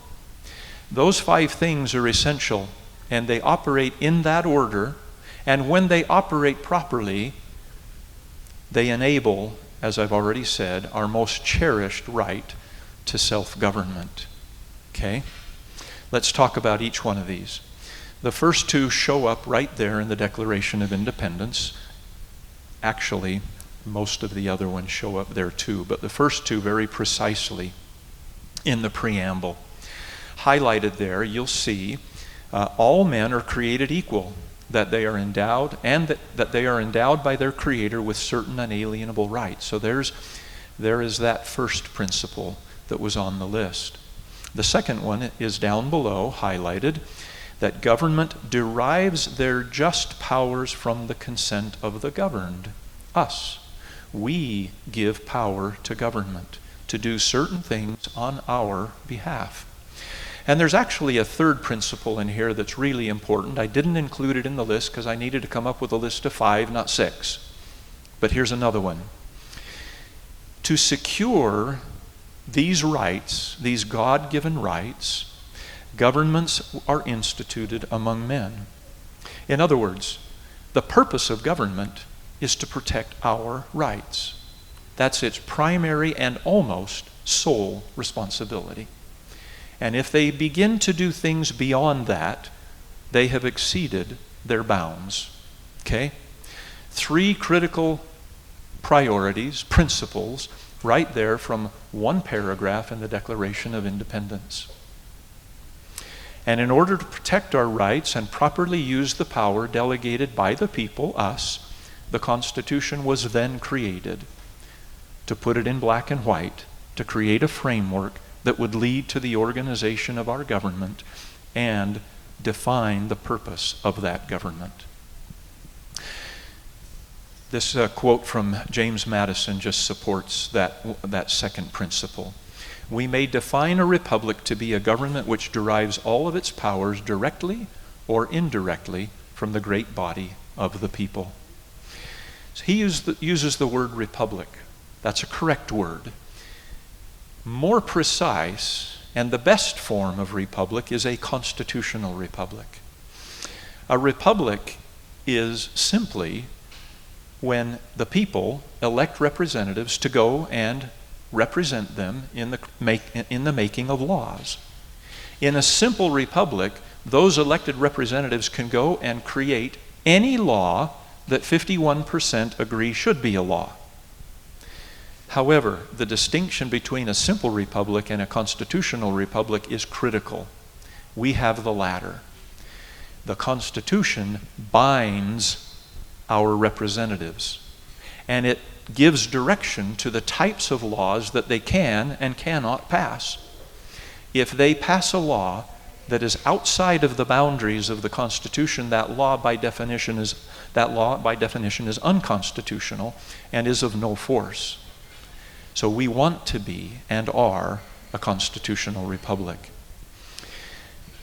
Our founders have had mentors. They were students of some of the great Enlightenment thinkers like John Locke and Hobbes and Montesquieu and Rousseau and so forth. Look at this next paragraph by John Locke, and you're going to realize why our founders did precisely what they did. It's because they knew, they had understood true principles, and they acted on those principles. John Locke argued that natural rights existed in the state of nature and could never be taken away or even voluntarily given up. These rights were inalienable or impossible to surrender. Those are the God-given rights that we were talking about, that we enjoy. We can't even surrender them, even if we wanted to. According to Locke, the king did not hold absolute power, although he thought he did, but acted only to enforce and protect the natural rights of the people. If a sovereign violated these rights, the social contract was broken, and the people had the right to revolt and establish a new government. Do you see why our founders did precisely what they did? They had been studying these true principles, and they recognized when things were going off the rails. And they said, enough is enough. The social contract has been broken. We are going to revolt, and we're going to establish a new government. And that's precisely what they did. And what they did was based on true principles. The next principle we need to talk about is limited government, perhaps the most important. George Washington, in describing government itself, said, "Government is not reason, it is not eloquence, it is force. And like fire, it is a dangerous servant and a fearful master." Government is force because we, the people, have given to government the power to enforce law, as long as that law is constitutional. So it is force, which is why we as the people have to make sure that government power is as limited as possible and that we allow them to do only those things that we have authorized them to do. Okay? Here's a powerful metaphor. I've used it before. You may have seen this. The Teton Dam, 1976. A great metaphor here. Prior to the destruction and the failure of that dam stood strong and held back the destructive powers of the water, billions of gallons of water on the other side of the dam, and released only a small fraction of that water through the spillway to provide benefits to the people that live downstream. The metaphor is right there. The Constitution is like a dam. Thomas Paine said, a constitution defines and limits the powers of the government that it creates. Please think about this. The Constitution that they labored over during the summer of 1787 was so important that they get it right. They knew that they could only give certain limited, enumerated powers to the government, and that the exercise of those powers had to be organized properly so that the powers were not centralized. They needed to be decentralized, subdivided. Okay? So just like a dam, the Constitution, when it's functioning properly, holds back all of that destructive force. But if the Constitution fails, everything downstream is in danger of destruction. I'm going to skip this video and move on. Thomas Jefferson said, "Let no more be said of confidence in man, but bind him down from mischief by the chains of the Constitution." They were tired of King George III. He was a man, and he was exerting all of his influence illegally. And they said, enough of it. We need a constitution, we need to put it in writing, and we need to make sure that all of the limitations that could possibly exist are in that document. This is former Justice Antonin Scalia, one of the great constitutional minds of our time. Listen to him describe the big difference between our Constitution and the Constitution of the former Soviet Union, USSR. Okay? What do you think is the reason that America is such a free country? What is it in our Constitution that makes us what we are? And I guarantee you that the response I will get, and you will get this from almost any American, the answer would be freedom of speech, freedom of the press, no unreasonable searches and seizures. But then I tell them, if you think that a Bill of Rights is what sets us apart, you're crazy. Every banana republic in the world has a Bill of Rights. The Bill of Rights of the former evil empire, the Union of Soviet Socialist Republics, was much better than ours. I mean it literally.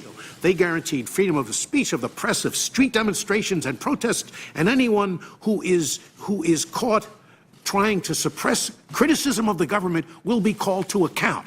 Whoa, that is wonderful stuff.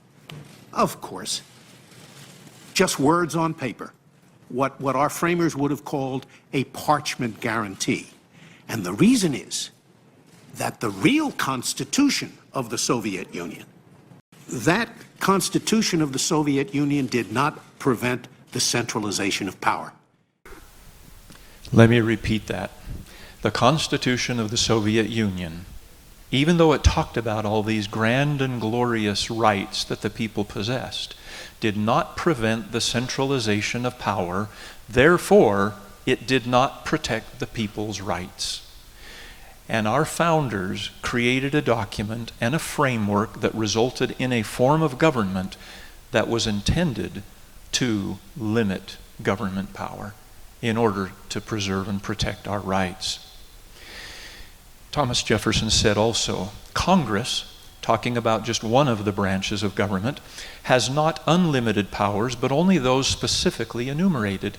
And where are those enumerated powers in the Constitution?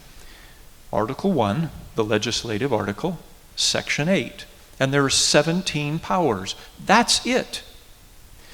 Our founders, and we as the people, ratified the Constitution, so we the people gave Congress 17 enumerated powers. And we said, Congress, if you operate outside of those 17, you're acting unconstitutionally. Stop. Stop. So that's one of the ways that they limited government power. And the other way is by subdividing power, separating power. James Madison said, in the compound Republic of America, the power surrendered by the people, we give government certain power, is first divided between two distinct governments, the national and the state. That's the concept of federalism. And then the portion allotted to each is subdivided among distinct and separate departments or branches. We've got 3 branches of government. So we're not sent, number one, we limited the powers that we delegated to Congress, to our government, and then we subdivided, we separated that power, the exercise of that power between different branches so that it couldn't be centralized. Our founders were brilliant. Just 4 funny things here about socialism, which socialism is the opposite of limited government. Socialism is all-powerful government. If I had $1 for every time socialism worked, I'd have 0. Coincidentally, if it did work, I would also have 0 because they take everything. The one you can't read says socialism. It's from a Forbes article. Socialism, the failed idea that never dies. Do you know why it never dies? Because we, the people, keep telling government, we want you to do more. That's why socialism never dies. What is socialism? Communism for slow learners. And if socialists understood economics, they wouldn't be socialists, because they would know socialism never works economically. Doesn't work. Word of warning, government big enough to supply everything you need is big enough to take everything you have. Let's now talk about the principle of personal responsibility. If we don't assume full personal responsibility, limited government will never work, because government will always try to expand its power unless we push back. Benjamin Franklin said, "He who would trade liberty for some temporary security deserves neither liberty nor security." Thomas Jefferson, "Never trouble another for what you can do yourself." How many times do we trouble government to do something more and more and more for us that we could probably just do ourselves? And everything government does, with very few exceptions, is done pretty inefficiently. Finally, Frederick Bastiat, not one of our founders, but this is so true. The state, or government at all levels, is that great fiction by which everyone tries to live at the expense of everyone else. Margaret Thatcher got it just right. The problem with socialism is that you eventually run out of other people's money. And then government has to stop giving because no more money, right? When in reality they should have stopped long ago, because we the people should have made them stop. Okay. The final principle, a moral and religious people.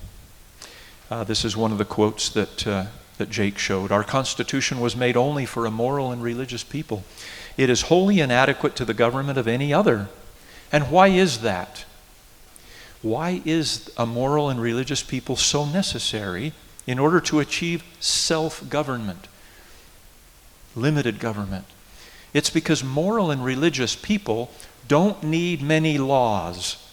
They self-govern. And that's why our system is designed for moral and religious people.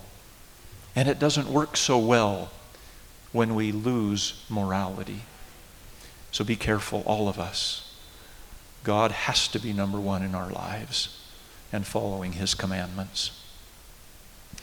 The Book of Mormon says it this way: "Cursed shall be the land, yea, this land, unto every nation, kindred, tongue, and people, unto destruction, which do wickedly, when they are fully ripe." We've seen it happen in this land, and it will happen again if we're not careful. People criticize our founders for not being moral people. Now, they weren't perfect, but I tell you what, on average, I'd take their morality over today's morality any time. Here's some examples. Of the signers of the Declaration of Independence, nearly all were involved in Christian ministry. And 29 of the 56 graduated from schools founded to train ministers. There were 1,400 official prayer proclamations issued by different government organizations in the 13 colonies through the year 1815. 1,400! When was the last time that we heard an official prayer proclamation coming out of Washington, D.C., encouraging the citizens of this nation to pray, to fast, to give thanks to God, to plead for His blessings? John Hancock, he was governor of the state of Massachusetts twice. He was president of the Second Continental Congress. During his service, he issued 22 proclamations. George Washington, during just the Revolutionary War, issued many himself. I read several of them, encouraging his soldiers to take the day and pray and fast. Pretty decent men there, I would say. We need that kind of leadership today. Some of them are really, really good. Not all. So those are the principles. And this is what is at risk if we don't understand and abide the principles, adhere to the principles. John Adams said, a constitution of government once changed from freedom or based on freedom-loving principles can never be restored. Liberty once lost is lost forever. You may have heard of a gentleman by the name of J. Reuben Clark, a former member of the first presidency of the Church of Jesus Christ of Latter-day Saints. He said something similar. He said, if we lose liberty, it will take blood to bring it back. I hope we don't get there. Again, it comes back to personal responsibility, right? It's our responsibility to make sure we don't get there. And what is going to save this Constitution? The righteous citizens of this nation who love and cherish freedom and who understand and abide the principles of the Constitution. That's what it's going to take. So, this is the last slide. We're now down to action. George Washington, in his day, said exactly what needs to be said today. We must now determine to be enslaved or free. If we make freedom our choice, we must obtain it by, number one, the blessing of heaven, and number two, our own united and vigorous efforts. What your efforts are going to be may be different than what my efforts are going to be, but I trust that you are part of that group that is the righteous citizens of this nation who love and cherish freedom. I trust you're in that group. And if you understand the principles of freedom and abide those principles, you will make choices in terms of what you need to do to help support this cause of freedom that will be right. They'll be right for you. And the choices I make will be right. They'll be right for me. And if we pool our efforts, the Constitution will be saved, liberty will be restored, and God will find a righteous people when He returns to this earth again. And I pray that it will be so. This book, let's see, it's right here, just a second. This book I wrote just as part of my re-election effort back in 2020. I've distributed many thousands of copies of this book. If you don't already have one, please take one. There are still more over on this table. And if you would like to gift them for Christmas to others, take some. Okay, I don't want to go home with any. I'd really like that you take those. And this would make a wonderful gift for Christmas. Some of the principles we've talked about are discussed in there. And I tell you, when this movie and the other book come, it's going to be super powerful. And I would hope to have all of your support when we finally get there. It's been a heavy lift. God bless you all. Thank you.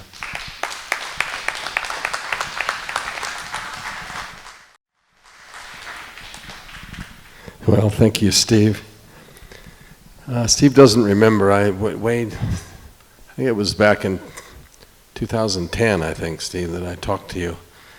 And I learned then even, and I hope that you've learned now. Now remember, and go home and read the first chapter of James. You are called to liberty, and to live the perfect law of liberty. That's in verse 25 of chapter 1 in James. And that means you guys, that means me, people that are here. And there were almost 100 people here, you know, when we had the whole thing and the food and everything. But there's a few of us left. And there's a reason for that. And the same number and the same situation happened in the way that the council in heaven, before we all were assigned to come to this earth, there were those who were the noble and great ones. Now, this is what Steve has been talking about. This is what is our responsibility, to be doers of the word and not hearers only. Now, there are things that we need to do. One of the things that was brought up under Jake's was personal sovereignty. Sovereignty, and I'm going to tell you what you might know, and we've heard a little bit about the thing of the Church of Jesus Christ. I'm going to say this one thing really quickly.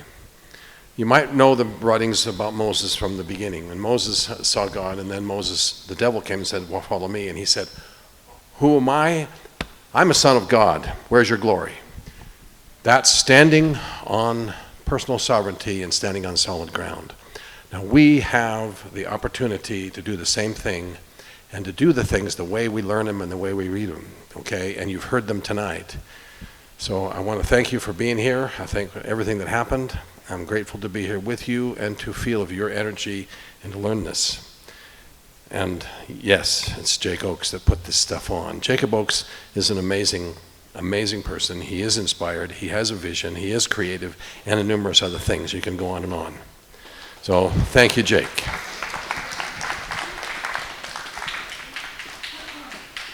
And we're going to have a closing prayer, and we're done. Our beloved Father in heaven, hallowed be thy name. We are truly grateful for this experience. We're grateful for the energy of our beloved brother Jacob Oakes to be able to put these together and to invite us and have us come and have us be able to understand and create a vision and have a task to be able to go out and do the next right thing. And please bless us to be able to have this to happen. And I ask for a specific blessing upon those people that are here right now, Father, that they will have thy spirit, that they will remember those things, that they will be motivated to read and take a look at the Declaration of Independence and the Constitution again and read about it and know that this is inspired documents and that they can pray about it and they can get answers to their personal prayers. And I know that this is true, Father. Please bless these people that are here tonight to know and to be able to do the things with their families, with their person, with their people that are close to them, and to smile and go forward. Make it happen for this opportunity that we will be able to go home safely and continue to do the next right thing in the name of Jesus Christ. Amen. We need to pray about my dad's mom in the hospital. Oh, we have to add some more things on the prayer. I forgot to tell, I didn't know this information. So I have to have one more prayer. Okay. Heavenly Father, I have just been informed by a wonderful great-grandson of our prophet and leader that his grandmother and his grandfather, and particularly his grandmother, Jacob's mother, whose mother is in my ward and I've met, and I know these people, Father, so there are some health needs and there are some other peaceful resolution needs that are a part of this. And this family has lived by this and by counsel. And I ask thee in the name of thy beloved Son, Jesus Christ, to bless them. And may we seek out our unity of our hearts toward Jacob's family in this nature, and that we might realize the opportunity not only of miracles in our lives, but in those around us, and that we will have this to be done by being doers of the word in the name of Jesus Christ. Amen. Thank you. All right. Sorry, we went a little bit longer than we thought. We were supposed to be out of here at 8:30, so if we could get the remaining people to help kind of clean up any cups, and we are going to keep the decorations in the middle, but if you see any cups laying around and an empty tablecloth that we can throw away, that would really help us out. Thank you.